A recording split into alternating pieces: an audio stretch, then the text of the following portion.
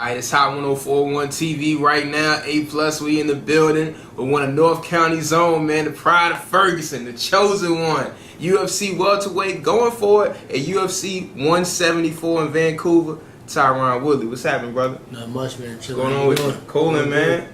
Great to have you in here, man. Like I said, you are the pride of Ferguson. Well, tell them what high school did you go to? Went to McClure High School. The Comets. Yeah. Ain't the coolest sounding mascot, but we got work done when I was there. So Cool. it's good to try to bring the belt back to St. Louis. There's a lot of good fighters here. They'll get a lot of recognition, so it's good for someone from St. Louis to go out there and do it big and show kids in the community that you don't have to succumb to the streets that you live in. You can do something great. You can achieve greatness, and you can be a world champ. So that's my UFC 174. Is it taking place this week coming up? This week coming up this Saturday, June 14th, UFC 174.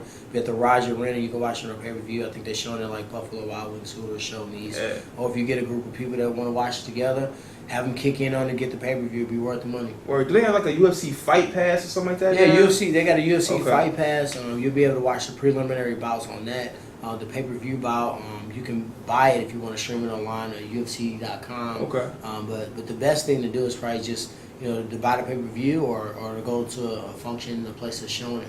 Yeah. A lot of places in St. Louis are showing it. Yeah, okay, while we're here, can you run down your opponent or just talk about how you want to beat him, I appreciate that, man. It's a nice teardown is what we enjoy sometimes from time to time, Hot 104.1 TV, so go ahead and let them know something real quick, Tyron. Well, my opponent is known to be a technician.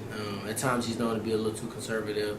I'm the complete opposite. I kind of, at times, strategically throw a rash into the wind. I just kind of try to get all over the guy real quick. So my plan is to just really overwhelm him, get in his face, make him uncomfortable, and to really just try to break his spirit and break him. I think that I possess the power. I threaten him with the wrestling. I threaten him with, being able to knock him out. Mm-hmm. And he has to be cautious of my game, and I'm going to use that to my advantage. And I'm going to try to get him out of there quick and go on vacation with my wife to Singapore and relax a little bit and, sit back and let the rest of the division unfold. For sure. Now, your professional record is 13-2. What do you prefer to get into that 14th win? A knockout? Or you want him just to go the whole distance? What you prefer?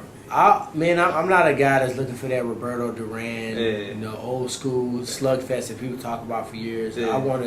I'm more like Floyd Mayweather would think. I don't want to get hit because I want to fight longer. I want to make more money, and I want to be able to, see my grandkids without, having all these injuries. So for me, a knockout is always number one. Fans love it. I know I'm capable of doing it, and it's nothing better than hitting somebody and they fall like a sack of potatoes, and you just walk away and it's over with. Really, I fight for that one moment. Like, you do all this training, so much nerves. You walk in the cage, you're doing the walk down the octagon walk, and the second the referee peel you off of them, and the second they raise your hand, you won. It's just a sense of relief. That 1 second is worth me doing all the training for. Yeah.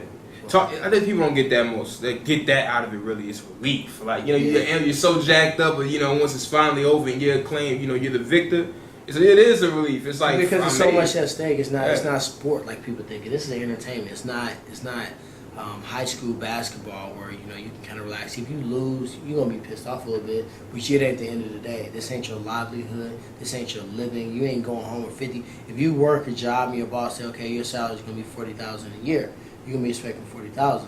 If you go out there and you don't work hard, say, okay, I'm gonna give you $20,000. Yeah, come on, I'm looking crazy. I already planned for that other money. Yeah, you already planned. So in my mind, I budget for the full yard, so I go out there and that win, everything after that lines up: the world title, the next opponent, moving up in rank, more sponsors, more endorsements, more money, more stability, and really, legacy for my family. I want to leave behind what I didn't have left behind for me. My sons, I want them to go to any college they want to. I want them to, be able to have a house and car when they're in college if they need it.